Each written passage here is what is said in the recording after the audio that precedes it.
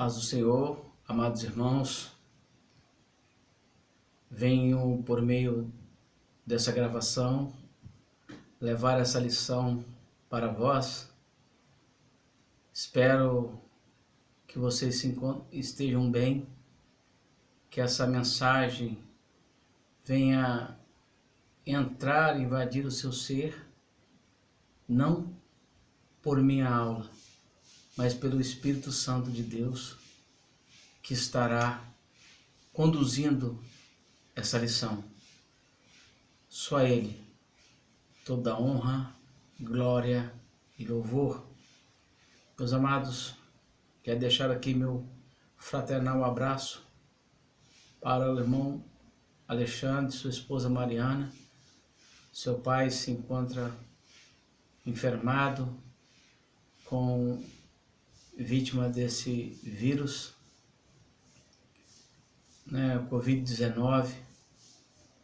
Vivemos uma pandemia mundial, onde o Brasil se encontra num estado de calamidade pública, onde pessoas inescrupulosas usam o desespero das pessoas para se promoverem, compra objeto de extrema necessidade superfaturados, usando o desespero das pessoas.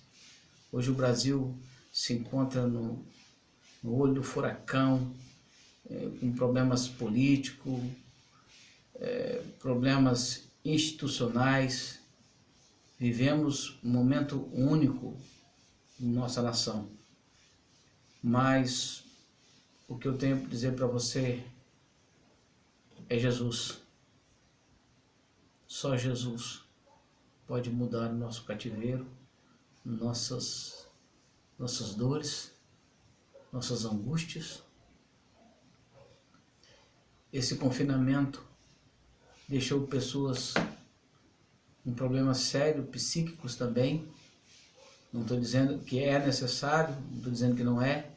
Estou dizendo que quando você tem a sua rotina mudada, as pessoas começam a ter problemas. Hoje eu estou atendendo pessoas ligam para mim, dizendo que só de assistir televisão hoje já está sentindo os sintomas da doença. Então hoje o mundo, o Brasil, está vivendo uma situação única. Mas eu e você, nós temos Jesus em nossas vidas. Em João 16:33 ele disse: no mundo tereis aflições, mas tem de bom ânimo. Eu venci o mundo. E com essa esperança que Jesus nos alertou para essa adversidade do mundo que viria. Ele não disse: vocês só terão flores se me seguir. Pelo contrário, ele falou das espadas. Ele falou da dificuldade de servir a Cristo. Mas ele falou da recompensa, que é de servir a Cristo. Então nossas vidas, amados, estão na mão do Senhor Jesus. É na mão dele que nós seremos mais do que vencedores. Vamos para a nossa lição de número 5, libertos do pecado para uma nova vida em Cristo. Texto áureo. Mas Deus, que é riquíssimo em misericórdia, pelo seu muito amor com que nos amou, estando nós ainda mortos em nossas ofensas, nos vivificou juntamente com Cristo.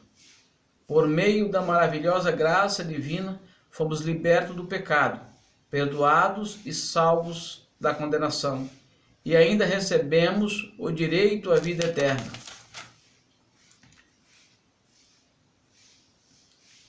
Meus amados, nós fomos libertos em Cristo. O textual que nós acabamos de ler fala dessa libertação em Cristo. E essa libertação tem um preço. Você não foi libertado para viver de qualquer jeito. Então, o preço dessa libertação é você seguir os passos daquele que o libertou.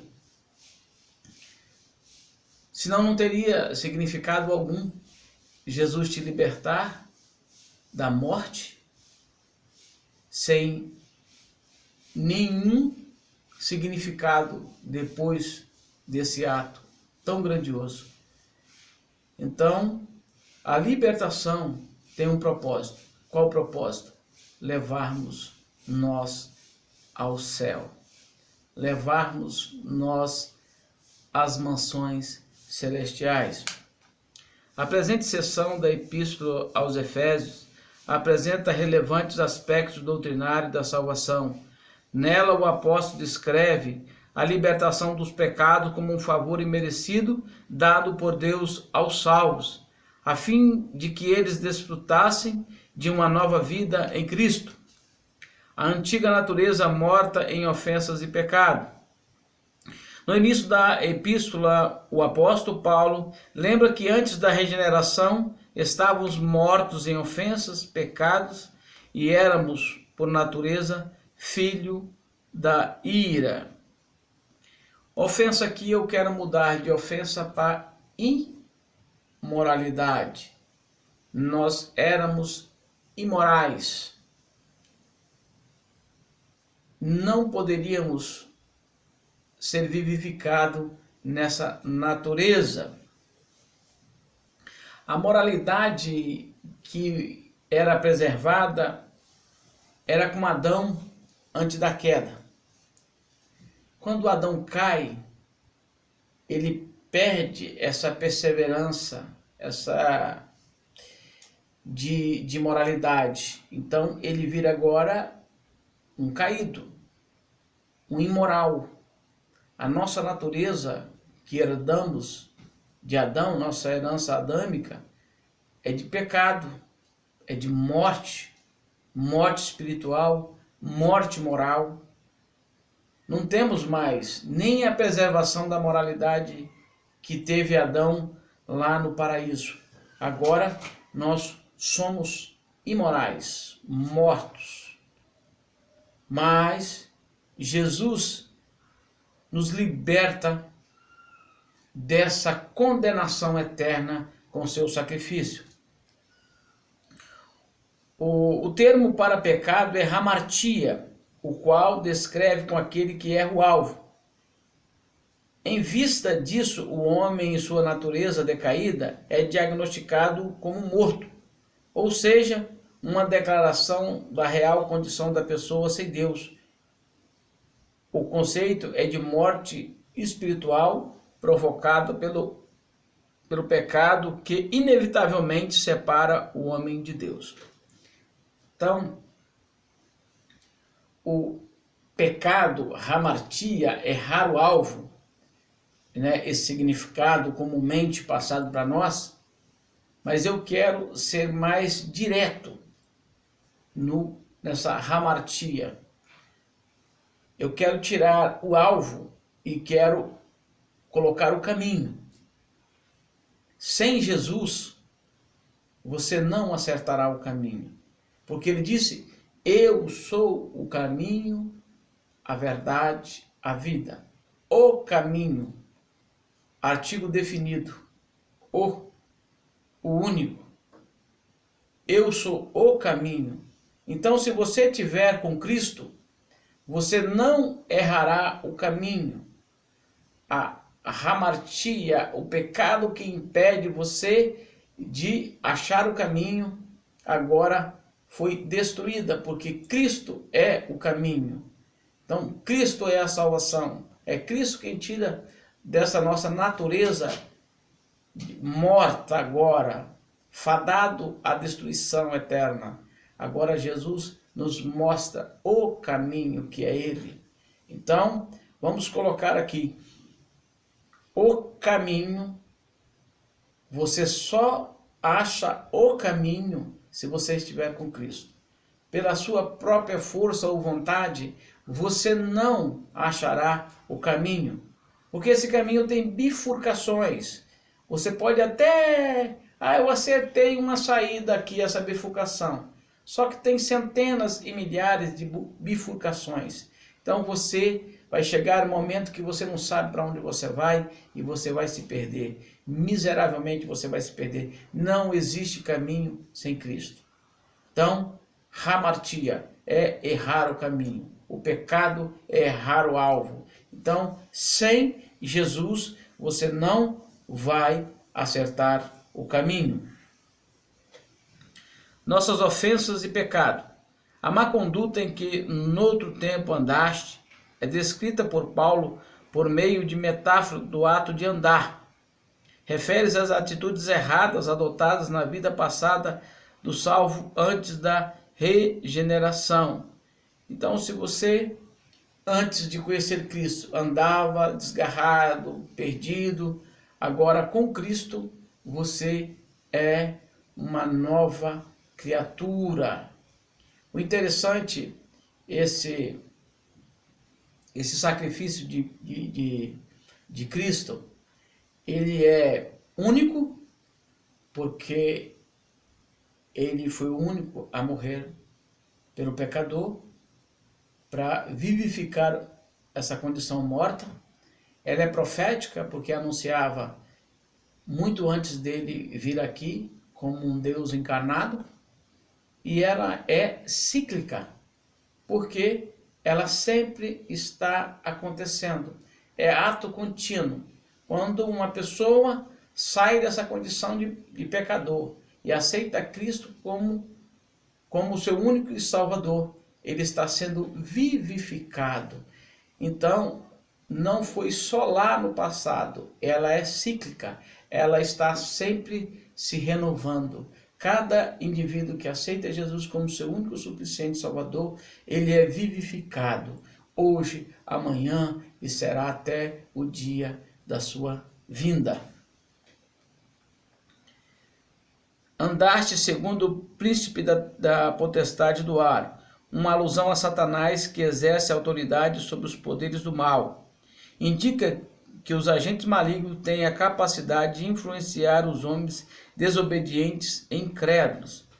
No começo da minha fala, eu falo dessa crise moral e ética que nós vivemos no país, onde prefeitos e governadores denúncia para tudo quanto é lado de superfaturamento, ventiladores, respiradores, tudo quanto é coisa estão superfaturados. Então as pessoas influenciadas por Satanás, por ganância, eles não estão olhando o indivíduo, eles estão olhando o momento para se locupletar, para roubarem do erário público. Então aqui você vê o maligno agindo, dando lugar ao pecado. Esses homens, eles não estão no caminho, né? Aqui a hamatia, o pecado está na vida deles impregnados. Não dão lugar a Deus, não dão lugar a Cristo para olharem, fazer uma introspecção e ver a tragédia moral que eles estão praticando.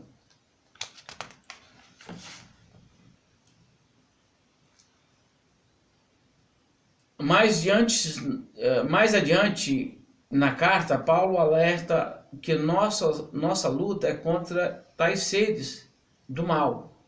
Contudo, não é necessário temer, pois Deus exaltou a Cristo acima de todos eles. Aqui é aquela nossa esperança como cristão. Nós temos essa esperança. Cristo é a solução de nossos problemas. O mundo jaz do maligno, nós estamos vendo tanta coisa acontecer, mas não adianta a gente lutar com as nossas forças, é com Cristo.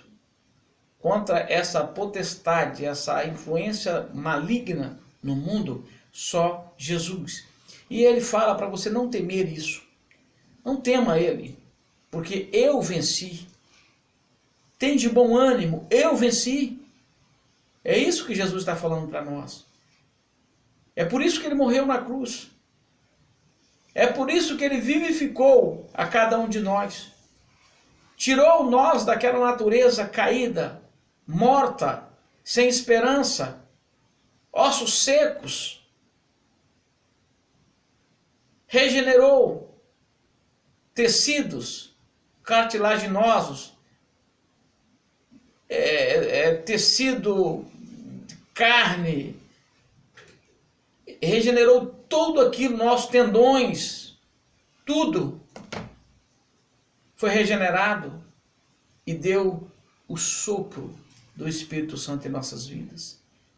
Isso que está na minha vida e na sua é o sopro do Espírito Santo. É esse Jesus que eu quero oferecer para você nesse momento que você assiste esse vídeo. É esse Jesus maravilhoso. É esse Jesus que quer que você reconheça essa libertação e faça o que tem que ser feito.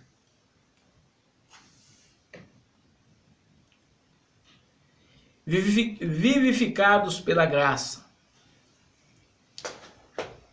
Somos vivificados pela graça. Graça é chariz, favor imerecido. Mas eu quero te apresentar dois tipos de graça. A graça barata e a graça preciosa. Tem um pastor, um reverendo, que escreveu o livro O Discípulo, A Ética e vários outros. Morreu muito jovem, morto pelo regime nazista de Hitler. Um homem chamado Dietrich Bonhoeffer. E ele fala dessa graça barata e a graça preciosa. E eu anotei aqui para vocês a graça barata. A graça barata é a pregação do perdão sem arrependimento do pecador. É o batismo sem disciplina eclesiástica. É a comunhão sem confissão de pecados. É a absolvição sem confissão pessoal. É a graça barata, é a graça sem disciplina, é a graça sem cruz, é a graça sem Jesus Cristo vivo e encarnado. Essa é a graça barata. Então, não use a graça barata. Não leve o sacrifício de Deus de qualquer jeito. Não leve o sacrifício de Jesus Cristo como essa graça barata. A graça barata é a pregação sem perdão, sem arrependimento, do perdão sem arrependimento. Do pecador é o batismo sem disciplina eclesiástica. Não, tanto faz, eu batizei, já estou batizado. A graça preciosa é o tesouro oculto no campo, pelo qual o ser humano vende feliz tudo o que possui. É a pérola preciosa pela qual o mercador oferece todos os seus bens. É o domínio do reino de Cristo, pela qual o ser humano arranca o olho que faz tropeçar. É o chamado de Jesus, pelo qual o discípulo deixa suas redes para trás e o segue. Essa é a graça preciosa. É essa graça que você pegou para você. Eu sei que você não usa a graça barata. Eu sei que você usa a graça preciosa. Eu fico feliz por estar falando com você, que fica com a segunda graça. É a graça que tem valor. É aquela graça que tem o significado do sacrifício. Ele morre, mas morreu para mim usar essa graça preciosa para a minha salvação. Paulo passa a escrever os atos divinos de amor e de misericórdia que alteraram o quadro caótico da raça humana. A misericórdia de Deus, o amor incondicional dele, fez todo o significado na minha e na sua vida. Então, isso é maravilhoso. Não devemos ter medo de nada, porque a graça foi nos dada, né? Vamos reconhecer esse amor incondicional de Cristo por essa graça. Então, não devemos ter medo, meus amados. Não devemos ter medo da dificuldade, porque Jesus está conosco.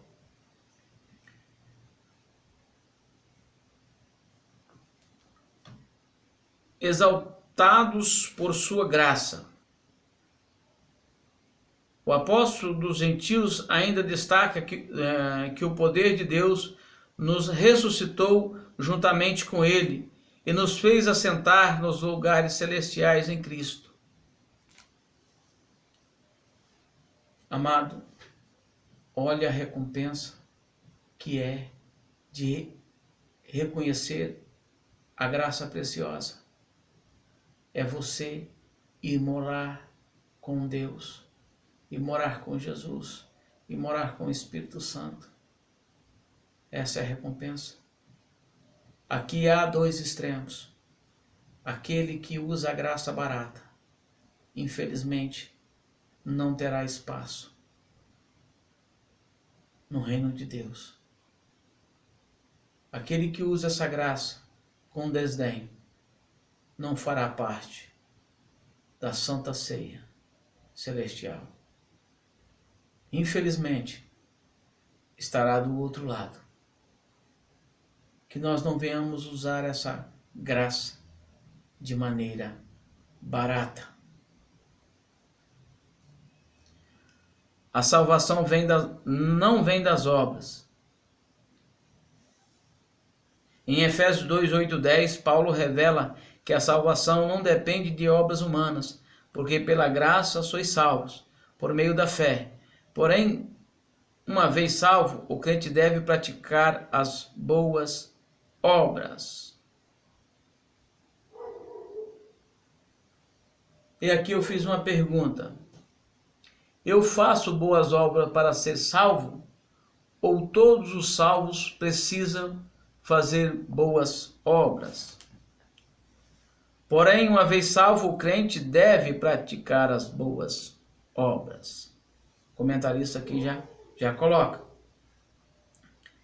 Graça com meio de salvação. A salvação inclui a libertação da morte, da escravidão do pecado, da ira vindoura. Ao mesmo tempo, permite ao salvo desfrutar todas as bênçãos espirituais escritas em Efésios 2, de 1 a 7. Portanto, a salvação é livramento, Portanto, a salvação é o livramento do poder da maldição do pecado e da morte e a restituição do homem à comunhão com Deus. Uma bênção concedida a todos que recebem Cristo como Salvador. Meus amados, aqui nós vemos que o comentarista falando que é pela graça que você é salvo. Não é pela a sua força, mas é pelo seu esforço.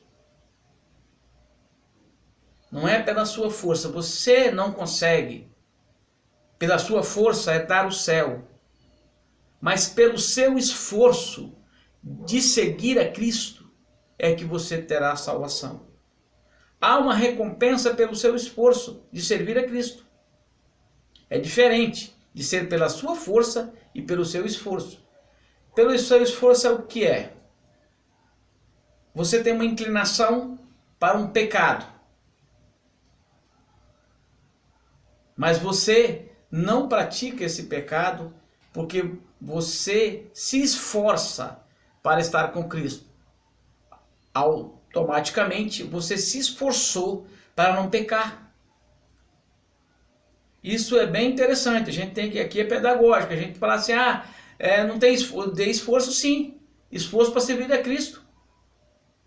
Se no mundo eu terei aflição, mas eu tenho que lutar para vencer, automaticamente eu estou empreendendo uma força para vencer essa adversidade. Então eu tenho que me esforçar para herdar o céu. O céu é recompensa para aqueles que lutam contra essa potestade do mal que existe no mundo, contra a adversidade. é uma recompensa. É uma forma de meritocracia, porque você lutou, você rejeitou o mal. Talvez você tenha uma inclinação muito grande para um pecado que você já cometeu no passado e o seu corpo conhece esse prazer.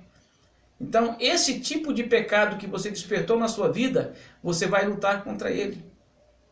Um ex-viciado vai lutar sempre contra essa dependência química. O organismo dele nunca vai estar liberto daquilo. Ele vai estar lutando a vida inteira para se livrar daquilo. E é com esse esforço, com essa luta de não pecar, que Jesus vai te dar o galardão. Eu sempre falo, explico às pessoas sobre pecado. Nem todos os pecados que existem na humanidade estão em você. Tem certo tipo de pecado que em mim é uma tragédia, eu tenho que lutar, para você não faz o menor sentido. Porque você não tem essa inclinação para esse pecado. Mas se você tiver essa inclinação para o pecado, se você for um ex-viciado, nunca vá discipular ou evangelizar um grupo de drogado, porque você pode se dar mal. Se você, no passado, você era um adúltero, e de repente você tinha essa inclinação para esse pecado, nunca vá evangelizar grupos que praticam tal ato. Deixa para o outro que não tem inclinação. Nunca desafie aquele seu pecado que mexe com você. Foge dele. Foge da aparência do mal. Esforça-te para você receber o galardão de Deus. Você não vai herdar o céu pela sua força, mas pelo seu esforço de estar com Cristo. Amém?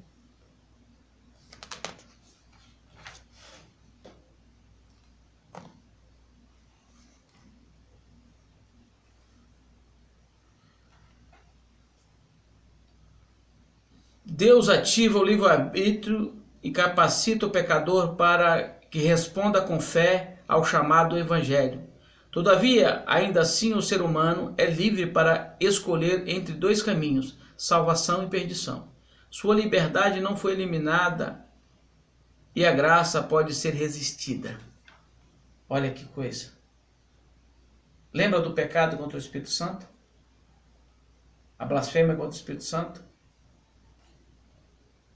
É essa graça resistida. Porque enquanto há vida, há esperança. A Bíblia diz que nenhum pecado, não há nenhum pecado que não possa ser perdoado. Mas o pecado que não tem perdão é a ação deliberada de resistência contra o Espírito Santo. Porque é ele que convence o homem do pecado, do juízo e da justiça. Então, blasfêmia contra o Espírito Santo é essa aqui. Resistir à graça oferecida. Você não vai, ninguém vai para o inferno pelo crime que cometeu.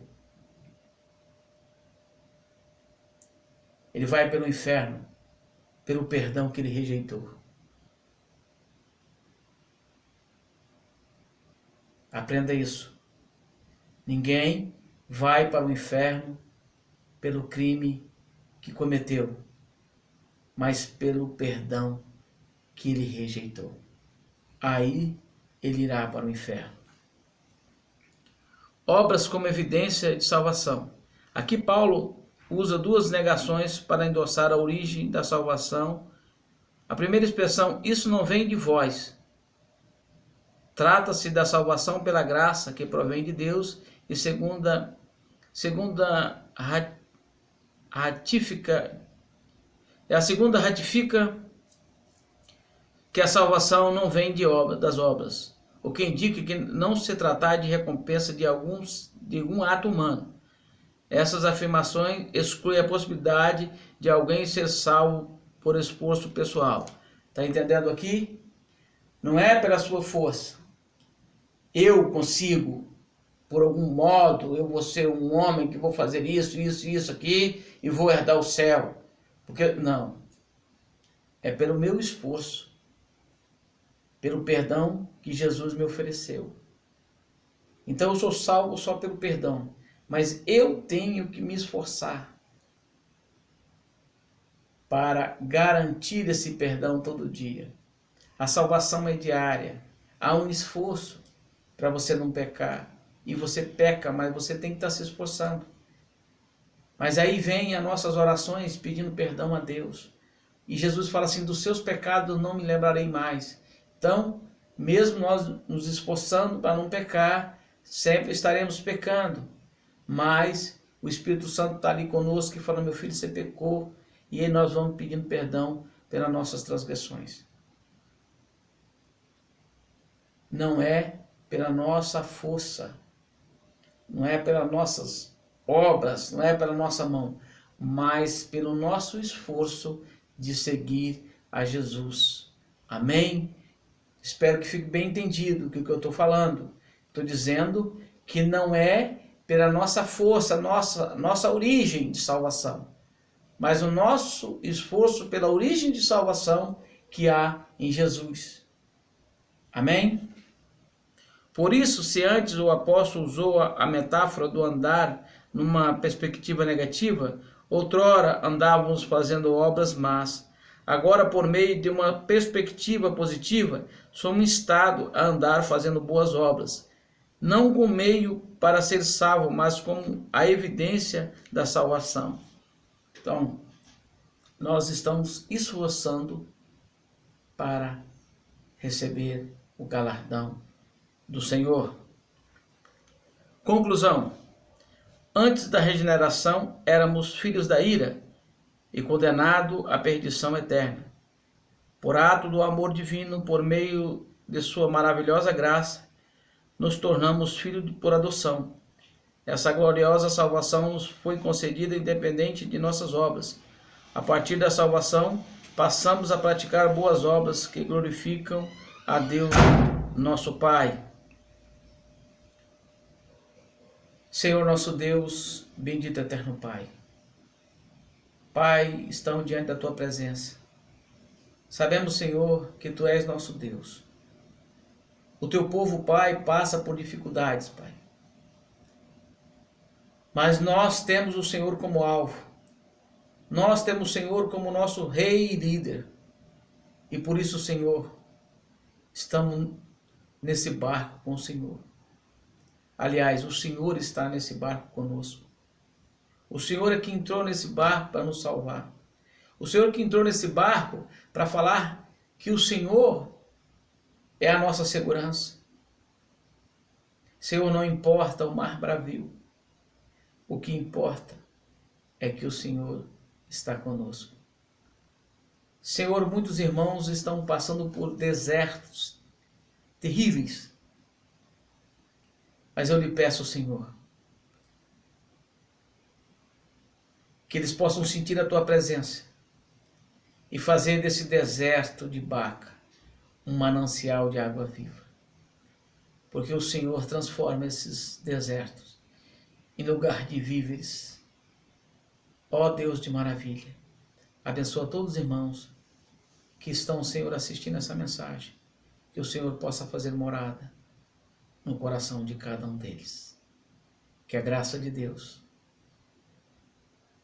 que o amor do nosso Senhor e Salvador Jesus Cristo, a comunhão e a consolação do Santo Espírito de Deus seja com vós outros. Amém. Deus lhe abençoe. Tenha a paz tão desejada em seu coração.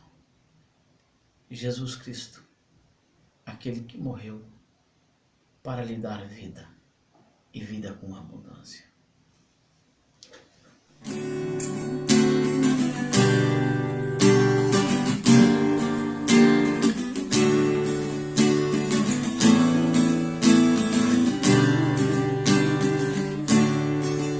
Os prazeres que existem no mundo,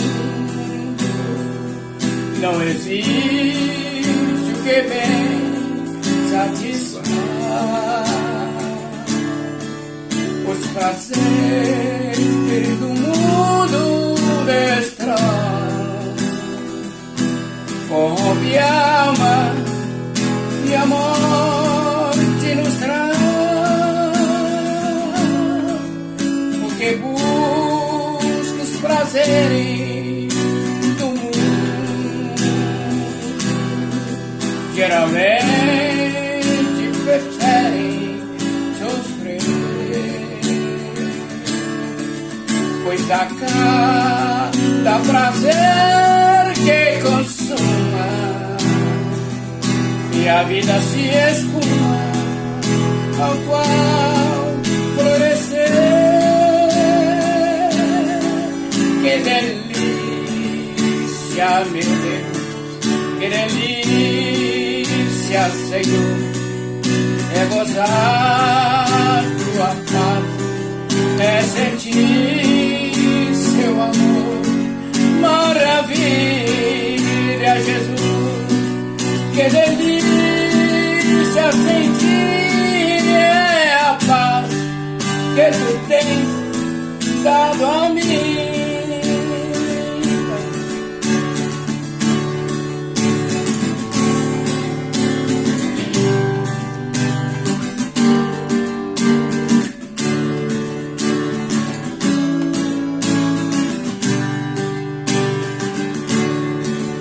Mas existe alegria em Cristo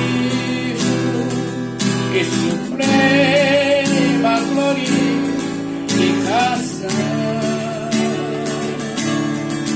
E os que buscam a glória de Cristo, sorria é sempre e feliz estão. A vida que reina no crente